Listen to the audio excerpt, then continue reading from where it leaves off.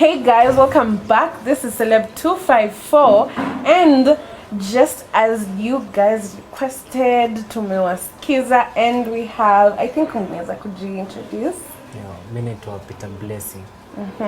Naitwa Paulo. AKA Producer Paulo.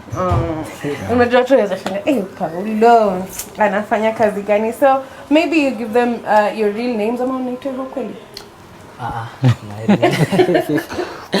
Naitwa Peter Mwanyalo. Mwanyalo. Yeah. Naitwa Paul Wafula. Wafula? Yeah, Wafula. Wacha tusikilize vile watu wanasemanga out in the streets about Wafula. But then niliona online watu walikuwa wanauliza mbona Waluya jina zenu zinakuanga in plural, Wafula, Wanyonyi. Wanyonyi, Wafula, Njiju. Nategemea kwa upande wangu tulizaliwa wakati wa mvua. Okay. Sasa Wanyonyi maybe kama alikuwa ananyonya maybe. Okay, then let's get in because matika mkihesabiwa for food ikuja in twos and more. That's why kuna hiyo wingi. Yani si Mfula, Mnyonyi ni Wafula, Wanyonyi. Kuna gani ingine tena? Najua hizo mbili. Hi, so maybe you give us a recap on why people might be interested in knowing your story.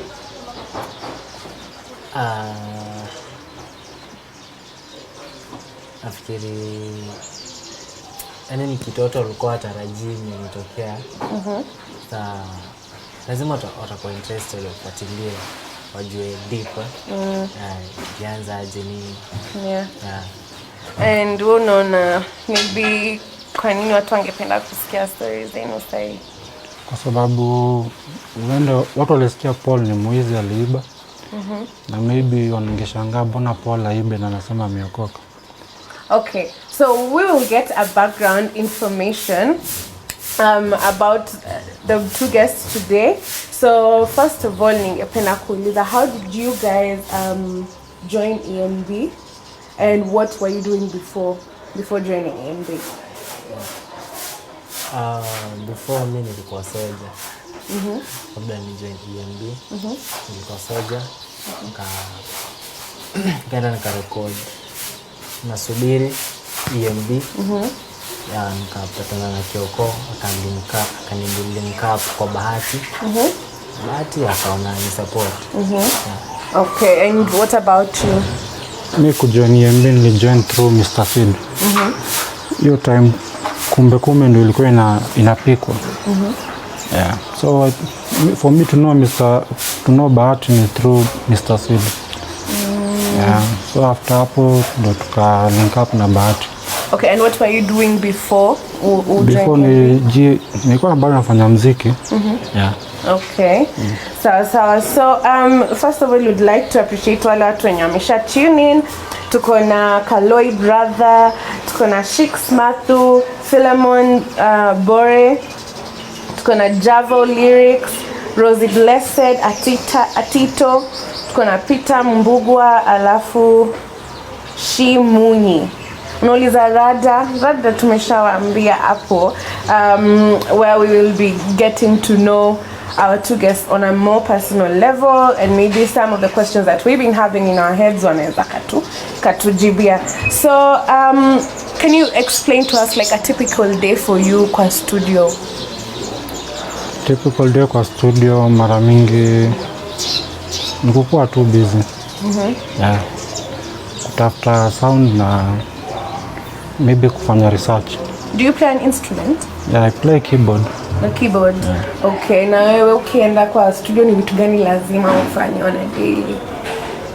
Mimi lazima nifanye research. Yeah, wasanii wale wakubwa tutangulia.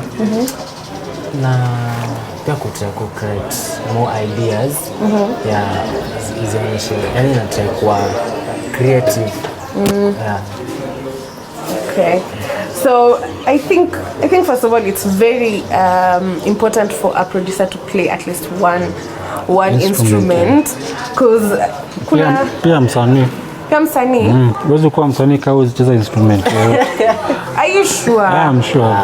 Lazima. Unacheza instrument gani? Mimi. Ana whistle. Najua drums. Najua drums.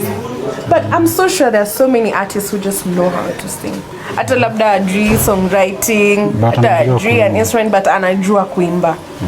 But I think it's very important for each craft, at least an instrument is an advantage. So just the other day you guys were arrested and mkaka 3 nights in? Alikaa siku 3. Nilikaa siku 1. Aya. Okay, first of all, at least tuweze ku bring our audience up to speed. What was the cause of the arrest? Wewe tunategemea wenye ulikaa for long. Yeah, mimi tulivyoshikwa tukapelekwa hapo cell. Mimi niliambiwa obtain 2,39,000. Yeah, mara kwanza niliambiwa 2 million peke yake, kisha nikaambiwa na 39,000. Yeah, sasa nilikuwa tu confused nilishinda sasa hiyo pesa. Sikuwa na ndio. Okay. Wewe, what is the reason for you kushikwa? Okay, kwangu mimi si ni reason ama ni allegations. Let's call them allegations. Tuseme ati niliiba lakini niliandikiwa stealing. Yeah. Stealing of what? And from who? Meza studio na soundproof kwa Bahati. Soundproof, is it zile kama sponge niko kwa wall? Ya kumaliza echo. Oh. Okay. And how was it? Kwanza hata walikupataje? Okay, ni mimi nilipigiwa simu. Kuna jamaa alikuwa anajiita Hillary. Akasema ana work na Daily Nation. Na yeye akitoka alikuwa ameenda Voi. Na mara mingi ana marafiki wengi wa kuwapigia simu hapa Nairobi. Sasa alinipigia mimi. Akaniambia papi, wanatanga papi. Sina place ya kunini ya kuenda na naomba usaidizi wako. Sasa mimi nikamwambia niko na nafasi nyumbani. Kuja ulale huko kama siku 2 alafu uende nyumbani, si ndio? After hapo ndio nikamwambia huwezi enda nyumbani kwa uja record kitu, at least tu record. Alikuwa na ile kuna badi, alikuwa anaumia.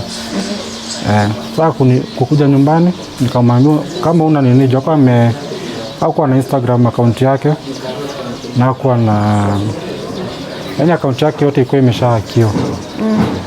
Sasa ile nikamwambia tu usichanue watu useme umefungua account nyingine mpya. Sasa akajishoot selfie alafu aka-upload kwa nini, nikamsaidia ku-upload. So I think ile EMB kuona wakatumia trick ya anafind interview. So kwenda interview hapa Norfolk Hotel ndio tukakuwa arrested. So ilikuwa ni prank. Okay, now that's a hard pill to swallow. Wewe, how did you even take it to know that it wasn't an interview, kumbe ni EMB alikuwa anajaribu kuchukua? Unajua kitu cha kwanza mimi nilijiuliza, unajua wangekuwa wananitaka wangenipigia simu hata kama ni police station ningeenda. Ndio mimi yangu sikuwa na makosa. Mimi kashangaa mbona sasa watumie hiyo prank kushika. Na mimi najua niko innocent, sina ubaya na mtu. Yani iliniuma, ndo sikuwa natarajia kama itafikia at some point nifanye. Okay, and what do you think would be the motive? Kwa nini wali choose kufanya hivyo instead of just sitting down with you? Because I think nyote mko in a position kukaa kama watu wazima mweze kuongea wapi hapa tumekosea. Why do you think, what was the motive behind your tricking? Nilikuwa nataka kutoka na ndio kabla out hiyo. Okay, na wewe? I think mimi mtu akikupeleka nini kwa polisi na maana kwake ujamaa ni kama tishio. Ndio ku arrest na maana na kuogopa. So si poa pia utumie polisi ku arrest mtu na kumwekea allegation za uongo ati amekuibia. ama kama angenitaka mimi angenipigia simu instead ya kunitumia mimi kushika huyo. Yeah. So as in you still don't understand what the motive was. Kitu mimi ndasema ni kuna kale ka uchungu wenye mtu usikia kwa sababu Peter ako talented. Na unapata so far vile alitoa nyimbo hii nasubiri ilipokelewa na a lot of fans. So unapata mtu akitoa wimbo kama hiyo na msanii wa kwanza kutoa wimbo kubwa alafu Kenya wakamuaccept. I think kuna kale ka uoga akitoka EMB hapa kutakuwa na ile mng'ang'ano. And you had ulikuwa umesign contract ya 20 years. Yeah. Had you read the contract vizuri and knew what you're getting yourself into? Unajua saa zingine kuna just a lot of text and you're not willing to read word for word. Yeah, mimi nilisoma. Accept. Nilikuwa tu nimekubaliana tu na vile iko. Yeah, for the time. Hiyo time ndio mimi nilikuwa invest by it. So nilikuwa yani ilikuwa hata ile ndio najua kwa hiyo contract kuna ile kwa tumeandikiana nini percent nini hivyo. So niliona ya kweli ni sign ni hata kama ni sign hata hiyo yangu kidogo hapo kwa contract party. Sanga feel nikaona hii future yangu unajua mimi na dream kubwa sana. Hapo home nafanya saidia watu na sana nikaona hii future yangu kama hata hiyo kidogo yenyewe party hakuna kitu na achieve unaona.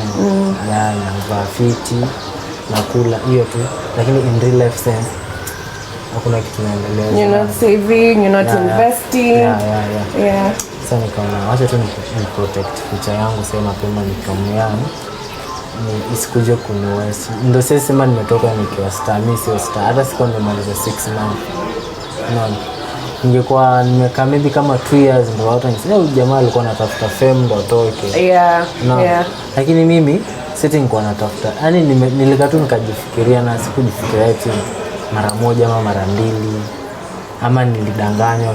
Ndio pia nasikia tu kusema nilidanganywa. Nilifikiria sana hiyo nini ya kutoka. Nikaona tu acha tu nitoke pia. Ndio pia home toka na peace ndio nilifikia tempa kama Mungu ako na peace. Yeah. Okay, now what was one of the reasons why you exit from EMB? Because I guess you are the official producer, right? EMB sikuwa nimetoka. Lakini sasa ilibidi nitoke after kuwa arrested. Okay. But before to kuwa arrested bado nilikuwa EMB. So sidhani kulikuwa na reason yote mimi kutoka. Mimi sikuwa nimesign contract. Okay. Yangu ilikuwa ni nipige job, mnipe zangu niishi. Okay, and hiyo time yenye mlikuwa mmeshikwa Bahati came to the police station. Na alikuja akasema nini ama kawaambia nini? Before akuje, kuna one of the prison alikuwa hapo ndani, alisema alimuona amekuja kuandikisha statement akilia. Bahati akilia? Si ndio? Yeah. Alisema alikuja jioni fulani hapa akiripoti. So unajua akona ile nini, unajua kuna vile unaweza kaongea na upole mtu afikirie yenyewe ni ukweli umeibiwa. So alikuja akaandikisha statement. I think ile ubi ndio akapata ruhusa kutupigia simu but through nini kupitia njia ya uongo. Ati tunaenda interview Daily Nation. Yeah, the buzz ama nini. So alikuwa kwa interview mbona ameamua kufungua account mpya. So ndio akakuwa arrested. So what was the story behind them deactivating your account without your knowledge? Which one is wrong? Yeah. Very, very wrong. Yeah. Mimi jinsi nini yani inaniuma lakini na try ku nasikuwa na tarajia itafikia hapo. Mimi ni simu tu niliambiwa leta simu nikaenda home siku nikaambiwa acha simu na travel usiku kwa Voi Wachi simu yako na usafiri bila simu? Ya, tena usiku. Alikuwa amepewa simu. So, okay. So nikaacha mimi nikaenda home usiku.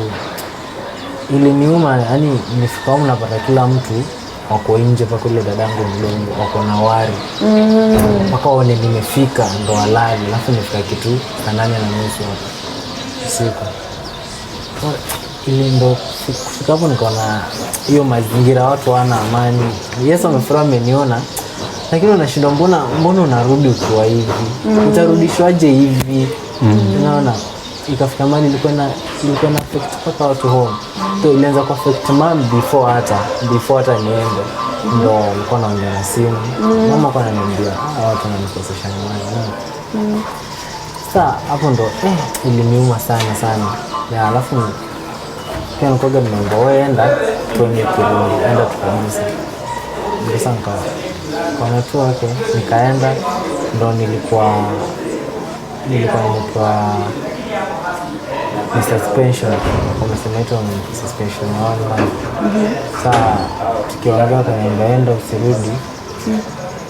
Mimi nikakaa kidogo nikarudi nikiwa home, hakuna kitu nilikuwa nafanya.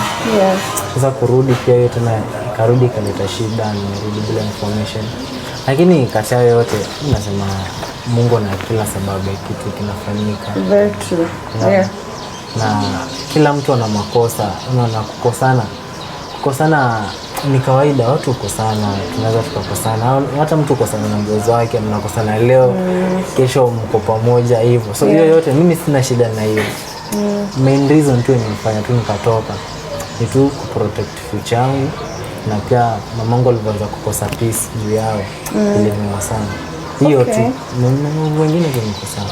So speaking of your mom, which tunashukuru by the all mothers in this world, to support, and in case of anything you can always go back to them. There's a time you mentioned that waliongelesha mamako vibaya, which only feel vibaya about it. How did you take that from people who got you from home, promised to help you, and now they're sending you back, and on top of that pia wangelesha mamako vibaya? Ilikuwa wakati mgumu. Ilikuwa some point mimi nilikuwa najificha nalia tu. Watu wasema sasa unashindwa sasa huyu msee, na kuna vile ukiact tunaonekana wewe ni mjeuri. Wewe kuna ile kwa mfano mtu kama Paulo hapa ni bro wangu, kabro wangu mkubwa. Aniambie kitu siwezi mjibu. Ndio nataka ile tuendelee kuwa close, unaona. Sasa ni ile ilikuwa sikuwa na in short, alikuwa na respect kama boss wake, tena kama mzazi pia. So how did it feel, yani mtu mwenye umempa hiyo respect yote, have respect of all people in your life, your mother? Hapo ndo niliona sasa Mungu maybe hata ndo na reason ya ndivyo ndo nitoke. Sasa unajua mama mtu, unajua mtu azijua umetoa na watu na mama yako. Na mimi mamangu ndo kama Mungu wangu wa pili, na huko kwa maombi yake, unaona. So mtu yote hata akikuwa tu ni nani, akiongelea afadhali anitukane mimi kila kitu, lakini asifike level ya mama. Kufika hapo naona hata nilitoka ni sign contract. Ndio pia mimi kwa contract pia nilitoka, nilikosea pia mimi, lakini ilibidi, unaona. Ndio mimi sina power, sina pesa. Siwezi enda pale naanza kufanya hivi nilipe makarao, sina kitu, na niliona tu nitoke, maisha tu yaendelee. Okay, and do you see either of you working with Bahati ever again?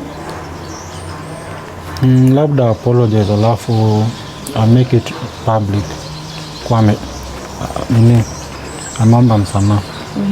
Maybe hivyo, lakini bila hivyo, kwa sababu once umerudi hapo, alafu juu nilikuwa nimeona amesema nilipiga simu nika apologize, in which me hakuna simu nilipiga simu.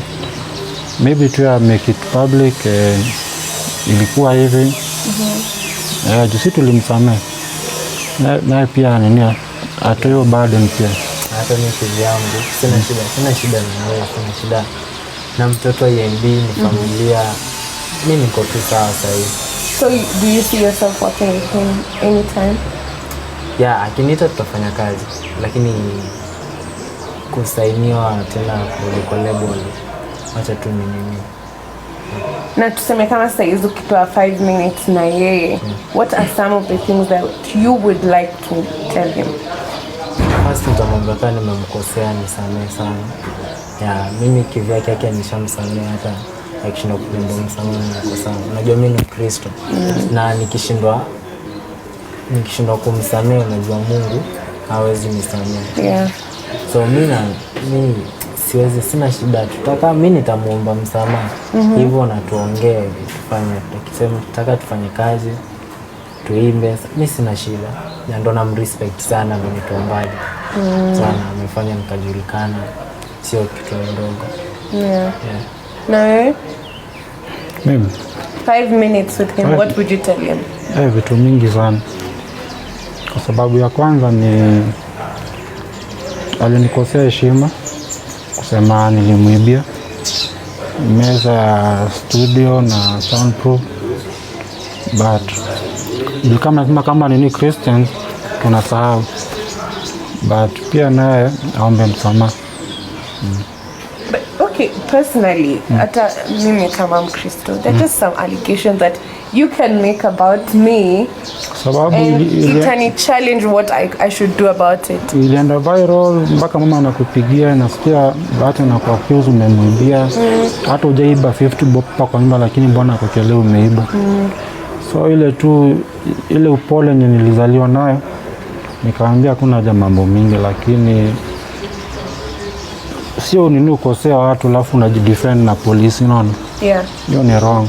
Juu ufai kusema ati nitapiga tu simu status ukuje uko umeshikwa. Hiyo ni kama ukosea president pia heshima. So anafaa tu apologize tu. Okay. Is there a way that the accusations zimeweza kuaffect hata your personal image and how people maybe potential clients wanakuona? Si vizuri jina ya mtu inakuwa tarnished, lakini yake inazidi kuwa safi, unaona? Unafaa make it pia public, aseme alinikosea. Kama ni kumwibia, anasema nilimwibia, niko na witness hapo. Na tuna ukiwa kwa cell, unajua unangele power ya kujitetea. Yeah. Lazima utoke nje ndiweze kumake it, yani kujiongea. Jukoni tu nitakuweka huru. Kweli wewe kuna vile imekuaffect your exit from EMB, has it affected you in anything, maybe an upcoming project or vitu tu zingine vile tu pia wase wanaanza kuona? Yeah, unajua affect. Unajua nikitoka hapo sikuwa eti financial stable, sikuwa na kitu cha kwanza. Lakini mimi nilikuwa tu nimeka tu Mungu mbele, nimesema tu Mungu anajua. That's all. Na sasa hii ili affect, nilikuwa nafikiria nimetoka, nakumbuka tulikuwa tunaishi kama family, lakini imefika place imebidi ndio leo kuna try push ukali, lakini imefika point mbona tu maybe God ilikuwa ni tena God toke. Sasa nimetoka, mimi sasa niko poa sana ndio. Nashukuru Mungu sana kwa poa. Yeah, but you know, even one thing I came and learned about life, for Mungu hata akupropel further lazima utavutwa nyuma. Hata is it called a catapult? Anyway, to fair. Inaitwa catapult.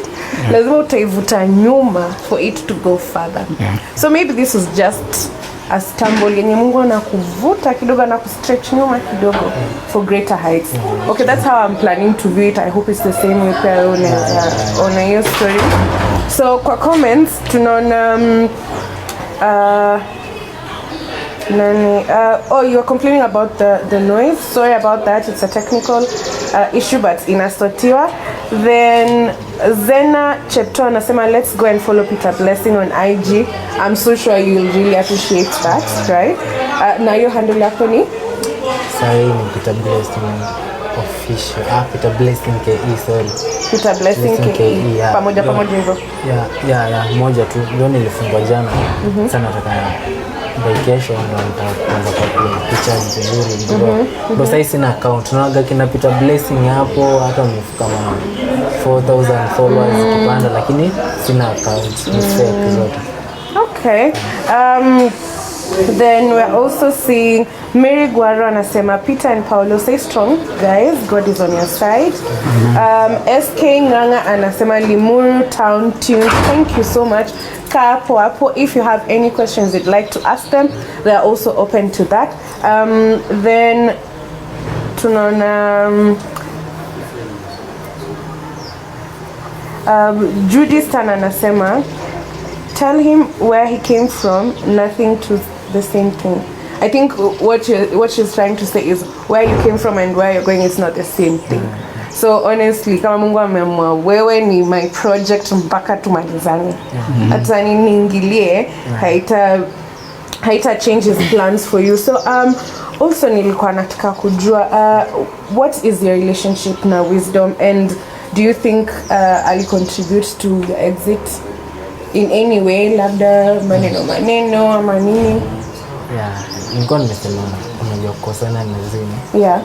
Na mi relationship yangu naye ni sisi ni bros sana. Hata tukiwa huko tulikuwa kama bros, pia amenisupport sana. Amenisupport sometimes hata chakula, nini ananipekea tu, unaona. So ni bro wangu. Yeah, sina shida naye. Yeah. Okay.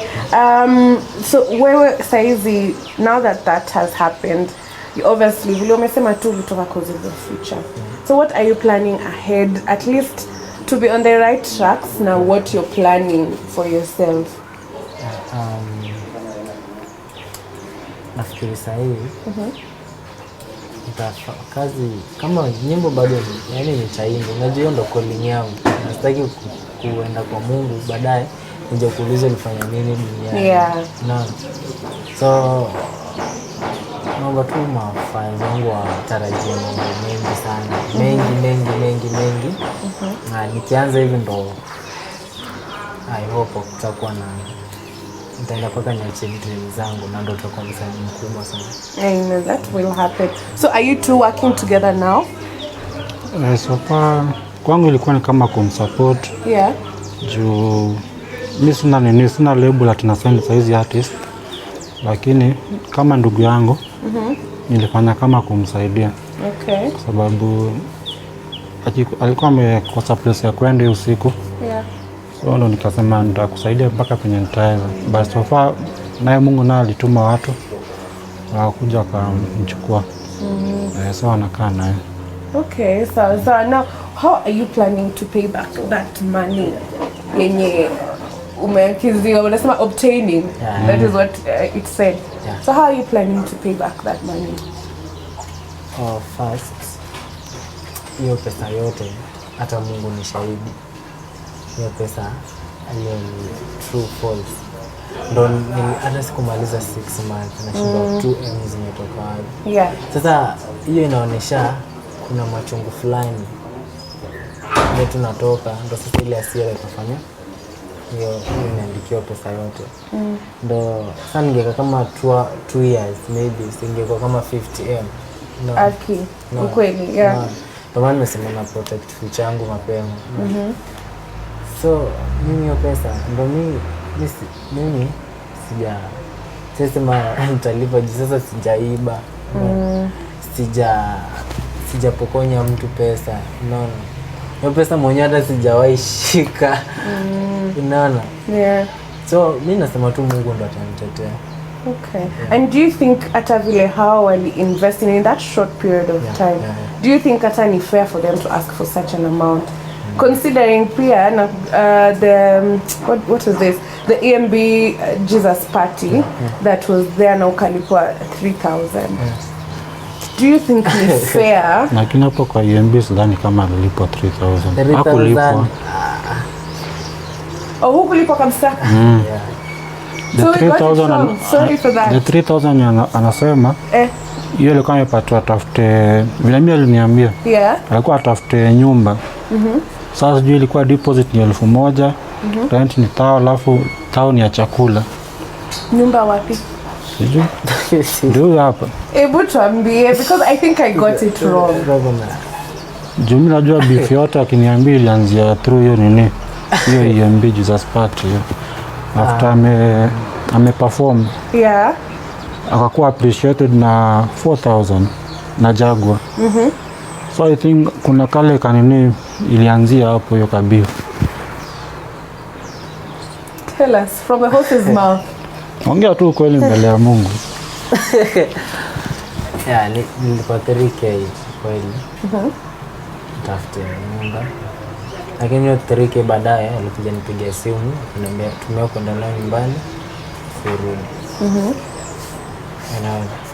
Sana ndo nikaenda tena nikachukua simu hizo tu story tu zikatokea hapo. Ndio nilienda nikarudi. Lakini ni sawa tu. Mungu anajua. Hata hiyo anaogopa yani. Sema tu. Because this is the only way we can get your side of the story. Yeah. Unajua cause pia ni kama ali choose pia hivi ndo pia si to dream about that beef which ingemalizika kule chini kivenu. So just say your side of the story. About 3K. Yani kwa ile 3K alikuwa amenifront after hao. Na kama mpenda after hao na ingine ya kukula. Ndio ile nikoga nimepewa. Nikoga bado niko nayo. Sikuwa nimetumia yote kaisha. Kaniambia plus na ile ilikuwa nimepewa kwa show. So ilikuwa nilipe nyumba 2K. Alafu sasa hiyo 2K na kulipa. So kuna deposit. So ningelipa deposit hapo nilipe 2K na kuna moja kukula. First of all, I'm just trying to think which house is worth that. And by the time mimi umenitoa kwetu uje unilete tena hapa alafu tena tunaanza kukosania hesabu za pesa honestly, and you had delivered, uli perform. Yeah. And you have been recording ever since you came, right? Yeah. So wewe unaona ni kama kulikuwa na sense in the amount, as much as I know desperate moments call for desperate measures. Yeah. But wewe unaona kama ili make sense at hiyo amount? Ulipata hata nyumba hiyo amount? Sikuwa nimepata. So honestly, I don't understand why you should be preaching water and drinking wine. And you can quote me for this because the problem sasa na kitu kama media ni you will show us what you want us to see. Kitu yenye kuko nyuma hata si wenyewe hatujui. But anyway, in the meantime, let me read some comments from our people when you're tuned. Tunaona Irene Mukari anasema, please good people let us follow Peter Blessing on IG. Thank you so much. As I said, he would really appreciate that. Mesha Korir anasema, Bahati should know that God is watching. He is not above any other ordinary being. Very true. Makawa Msanii Makawa, yeah. Anasema mimi naweza sema you guys need to appreciate Bahati as much as Bahati ako na makosa. You need to appreciate the fact that bila yeye haungekuwa mahali ulipo. Then it's time wase wa learn not to sign his contracts blindly because you are desperate. Read through such contracts with the help of friends kwanza ndio you sign. In this case, both of you mko na makosa as far as everything is concerned. Now, as you, if kama unaweza ku rewind kidogo the live, they had already said, wanamshukuru, there's no bad blood, just that how the matter was handled ndio haikuhandled vizuri. Ama, do you have any comments to say about what Makawa has said? Hapo kama Makawa akisema ati bila Bahati anafaa, kama ni mtu anasomanga Biblia, ni Mungu ndio ana connect na ndio atakupikisha ngambo nyingine. Kwa hivyo kusema bila Bahati, ndio kusema hapa hakuna Mungu, nani? Yeah. Yeah. Richard Limuli anasema, ambia kijana P Blessing safari bado, God ako naye na atamlift to great levels. Yeah. We have Joseph Milner is watching. Thank you so much. Judith Tan anasema, I remember that day I saw him the first day with Bahati. I was crying. What I will tell him is Bahati helping him. I still remember her mom's prayers for him. Okay, I didn't get it. No menu kichomelewa unasema. Yeah, Anajaribu kusemaje? Yaani vile Bahati alimchukua. Ilikuwa emotional sana. Unaona? Sasa analikuwa na recall tu vile ilikuwa, akanichukua akanipeleka home, mama akaniambia. Oh, okay. Nafikiria hata hakuwa anatarajia kitu kama inaweza kutokea. Okay. Samuel Mushiri anasema, I'm sorry to say but you guys are doing wrong. Bahati has raised you and given you an opportunity. Even if he did wrong or something, this is not the best way to handle it. Don't bite the hand that once fed you. Don't disgrace those who once fed you. It's totally wrong and it will block your ways ahead. Let me just address it before one game. First of all, as umeambiwa, it is God first. Akakuleta hawa watu ndo akakusaidia, and si eti wanasema ni kwa ubaya, and just the fact that you're saying this is not the best way to handle it, I think it is, because hakuna vile you can give a judgment on one-sided stories. Then as in I just feel you're judgy. I just feel like Samuel Mushiri was judgy. He is judgmental. Because si eti hawashukuru. Anasema anaongelea Bahati. Na Bahati alinipata kwa barabara hivi, unaona, kwa njia. Juu anafaa pia na nini, kama akaanza kuleta hiyo nini route, tutasema bila Mr. Seed, unaona. Tungeijua nini, kungekuwa na nini na kumbe saa hii. Sababu ilikuwa ni kazi ya Mr. Seed. Okay. Then we see Leonard Korea. He's tuned in from Kericho County. Thank you so much. Car locked. Shalishi anasema Bahati kiboko yake ni Mungu anajua kweli. Then we see Antanga replying to Samuel Mushiri anasema, nothing like biting the hand that fed them.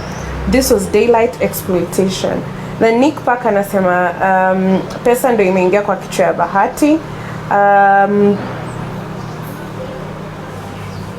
Dan anauliza, huyu Paulo ni yule producer aliproduce Borani Fair Bahati na Slay? Is it true? Hapana, sio mimi. Okay. Ilifanywa Tanzania. Oh, ilifanywa Tanzania. Okay, then Margaret anasema, why is it always Bahati? Remember Mr. Seed was there and he was accused too by Bahati, and to make the matters worse, Seed's wife was arrested for nothing. So pia nilikuwa nataka kuuliza, what do you think might have led to like some of the people to leave EMB, the likes of David Wanda, Mr. Seed, Rebecca Soki, Princess Leona, ule the manager alikuwa kitanani Mutua. Oh, Mutua. Yeah, and Mutua. So what do you think, as in nini ndo ina drive these people out of EMB? Acha msanii atujibie. Yeah. Okay, unajua kila mtu yuko tofauti, na kama yangu sio watu wamejua, unaona. Yeah, so kila mtu alitoka na sababu zake, siwezi ongelea mtu. Okay. That was a smart answer, I would say. Na pia nilikuwa nataka kujua, how would you advise upcoming artists when you labda kwa walikuwa kwa the same situation ya desperation and where you just need a chance to ya kujitokeza for you to prove yourself to the world, na contracts and just everything around it? How would you advise them to go about it? Okay, nazambia upcoming. Cha kwanza, hata ukiwa desperate aje, usione kila mtu anakuchekea, ana nini kubwa kwako, na yani anataka kukusaidia, unaona. Mtu anafaa fikiria kama twice hivi ndio make decision. Mtu akipata platform ni sawa, yeah, management, mtu kusaidiwa ni sawa, sio mbaya, unaona. Lakini vile tu na feel tu mtu atafeel sawa. Mimi hata mtu mwingine akiweza saini na EMB sahihi iko sawa, ndo unajua yeye ni yeye na mimi ni mimi. Unaona, na kila kitu iko na reason. Unaweza pata God ndo anallow kana penia, lakini hizi allow mtu mwingine infine. Okay. And unaweza advise aje lakini kuna wengine ukuwa nini na ile tamaa ya kukua mkubwa. Alafu napata mwingine maybe hajasoma contract yote. So kitu inaanga muhimu ni uchukue hiyo contract uende nayo utafute mtu kama lawyer ndio akusaidia kunini kuelewa. Instead ya huko juu maana umeandikiwa utakuwa nini, utakuwa star, utakuwa nini, hujasoma huko chini umekimbia umesign. So better uchukue hiyo contract upelekee mtu akusaidia kusoma yote, maybe ndio utaelewa. Okay, and you appeared in some of the episodes of Bahati reality. Sure. Did they pay you for that? Or what was the agreement? Mimi nilikuwa nafanya tunaambiwa njoo ufanye. Tunafanya tu. Also alikwambia ukuje ufanye. Na wewe ukaona shida na kufanya hivyo. Alikuwa tu sawa. So hakulipa. Unajua ni mgeni kwa nini? Kwa enda sasa ajui vile kuna kuanga. So maybe they were taking advantage of the fact that labda hujui. Do you think so? Ama ulifanya tu kirosa? Nilikuwa najua kiatu ni pale lazima nipo. Lakini mimi nifanya kero safi. Na unajua mimi angalia sana mtu. Unaona wewe amenisaidia. Ndio sasa ndio maana sikuwa na issue amlipioni. Nilikuwa tu sawa. Yenye tu nimefanya tu kutoka ni tu protect changu. Nione nienda beyond mpaka kwa wazazi hivyo tu.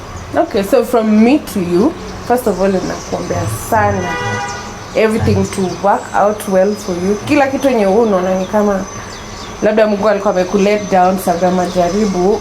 I just hope everything will now be a testimony for you kusaidia watu wengine. So nataka tufanye hivi kidogo, we loosen up, tumeachana na story complicated na tensed. So think kama bega kidogo. So tunaingia kwa section inaitwa blank shot. Na hivi tumeshamalizana na hiyo the part. Sasa hizi tunataka tulianza na ile ngumu kwanza tuanze that's the better way. Haya, so blank shot.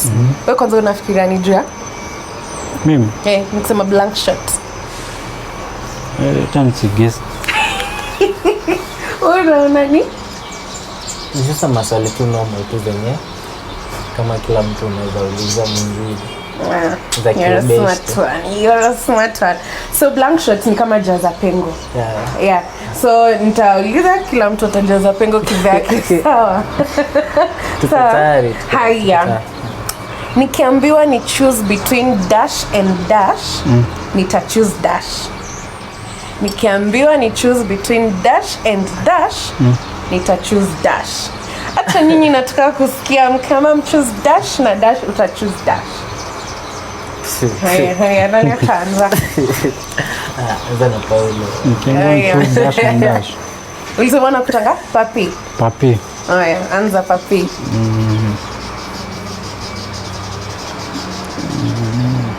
Utachagua nini? Ya pili. Unafaa kujaza hizo parts je nasema dash kama nikiambiwa nichague between kurudi EMB ama kujitegemea. Utaamua kujitegemea. Okay. Tumesharudi kwako.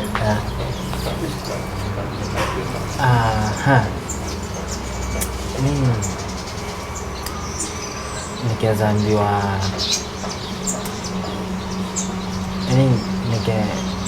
nikiambiwa niache kuimba niende Celeb ama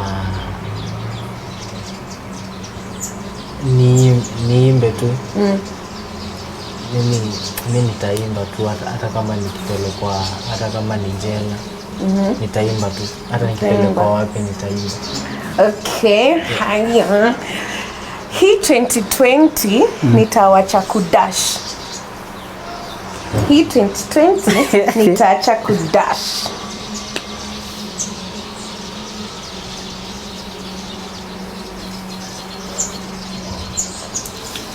Wewe ndo unaanza this time. Umesema tuanze na huyu. Sawa. Hii 2020 utaacha ku 2020 nitaacha kuamini watu.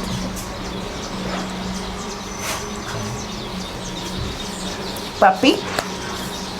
Kwa upande wangu 2020 ni kujua enemies wako ni nani. Lazima ufuatilie sentence. Hii 2020 nitaacha ku Hii 2020 nitaacha ku ku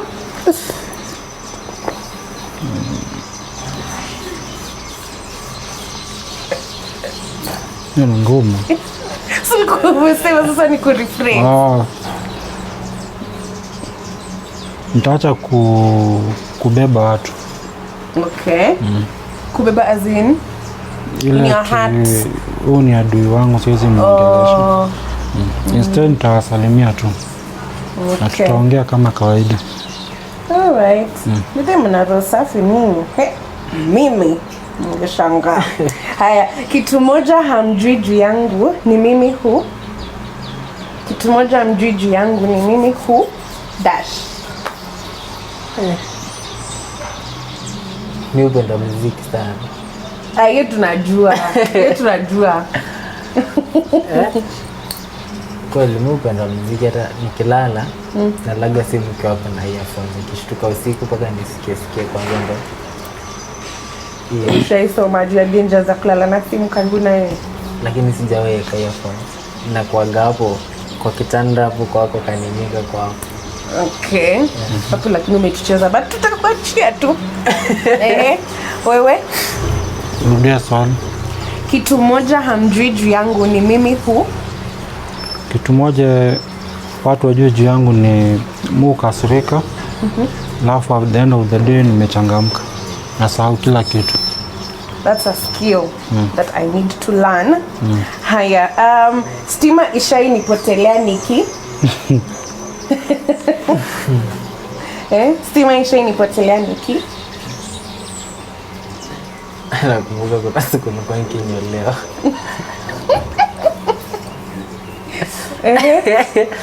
Hapo ikaenda sasa, nikabidi tu niombe kofia. Alikuwa amefikia wapi kwa kinyo? Unajua vile wananyoa?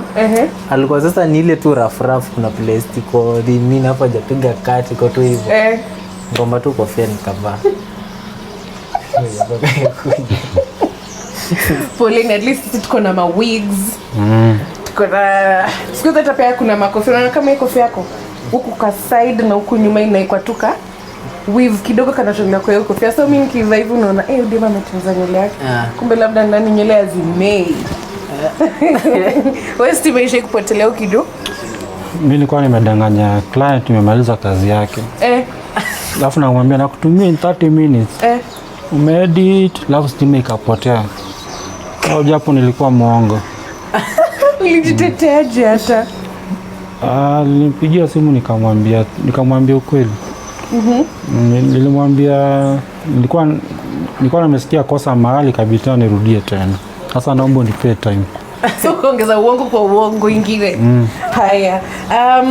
Dem akishoot her shot with me, nita akishoot her shot yani yake mwendo akukatia kwambe wewe unakwanga umenibamba hiyo haircut. Hiyo ingeanza na Paulo hapo. Haya tuanze na Paulo basi. Mimi dem akishoot her shot utadu?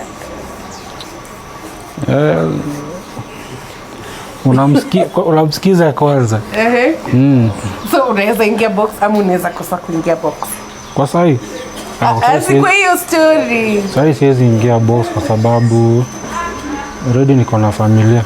Oh, okay. He's off limits. Wewe? Maybe huyu ndiye ako single. Maybe.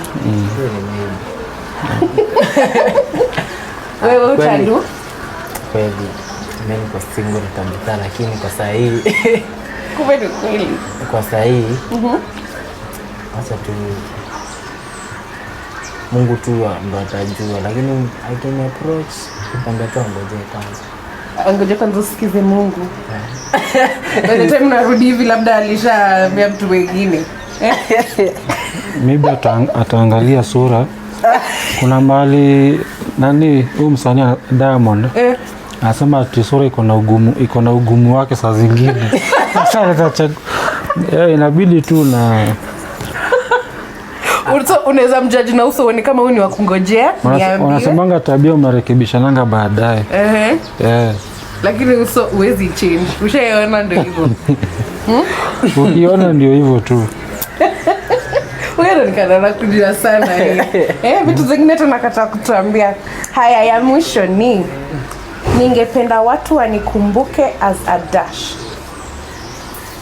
Wanikumbuke as in after time gani kama saa hizi? No, vyovyote tu, kama ni after 10 years ama hata saa hizi ungependa watu wakukumbuke as a tuseme after time wenye nitakuwa unajua ujana naomba ni moshe. After nimetoka kwa stage ya ujana nataka watu wanikumbuke na Peter Blessing alitoka chini lakini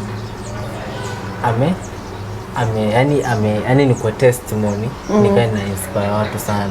Okay. So watu wakukumbuke as a testimony. Okay. Paulo? Yangu watu wanikumbuke, kulikuwa na producer Paulo na alikuwa na support kila talent, uwe mkubwa uwe wa chini. Alafu wanikumbuke kwa sababu kuna producer wengi wako ni wazuri, alafu ni charges zao rate ziko juu. So napata mimi kwa upande wangu naangalianga sikujaji kwanza. Utaniambia mimi niko na hii pesa. So unapatanga kuna wengine wanaenda kwa producers wengine wanakataa kufanyiwa kazi. Sasa mimi najaribu kuangalia juu, ukiangalia background yangu sisi tumezaliwa kwa familia tajiri. So kuna time watu inaitangwa understanding. Watu wanikumbuke kwa ile nini. Maybe kama itakuwa ni mingi nitakuwa nimewafanyia ile tu kidogo tu. Maybe kama ujiwezi na uko na talent unanipigia tu simu, alafu maybe siku moja utanikumbuka na hiyo nini, na hiyo kidogo nitakuwa nimekufanyia. Okay, sawa. So Dan anasema hii 2020 ataacha kutegemea EMB. Dan, sijui kama umesainiwa hapo ama wewe unategemea for what, but kudos. Then tunaona nani? Lilian anasema don't worry guys, all is well. I know God will fight your battles. Anyway, forgiveness ndo kitu ya maana now and move on. You are very humble and that's why mtafika mbali hata bila baha, cause you can still work. Nyinyi si vilema and you still have an idea of your work. She's tuned in from Ngong. Thank you so much Lilian. Then Peter pia anasema ataacha kudependia EMB Records. Wewe uko na sisi, we're not in the same group. Rachel anasema hii 2020 nitawacha kusikiza mambo za watu. Then Peter Kamunga anasema sema ishaimpotelea akirecord. Pole sana. Then tunaona Nick Park anasema wagote hawa wazito wawili. So Nick Park amewasalimia. That has been Celeb 254 and stay tuned, we'll be bringing in more celebrities. Mnaweza waambia where they can access your music or your handle. Okay, Instagram ni new kabisa, new Peter Blessing KE. Okay. Number 2 ni follow. Kesho nitailaunch rasmi sasa ikiwa nafanya photoshoot nini kwa process ya peke yake. Okay, and sasa na nini music yako wataweza kuzipata wapi? Muziki bado sijatoa. lakini nitaeleza. But you're planning, is Yeah, there planning. Very soon, an very upcoming soon. project? Very soon. Very soon. Some Kairada. Wewe, Mimi where can they get your music? What's your handle? okay, mi si msanii mi ni producer, kwa sababu ukiangalia post zangu ama in short wanitafute producer.paulo. Instagram, Twitter ni Paulo Producer, Facebook Producer Paulo. Okay, so that has been it. I'm your girl, the cherry on top. Bye. Enjoy your weekend.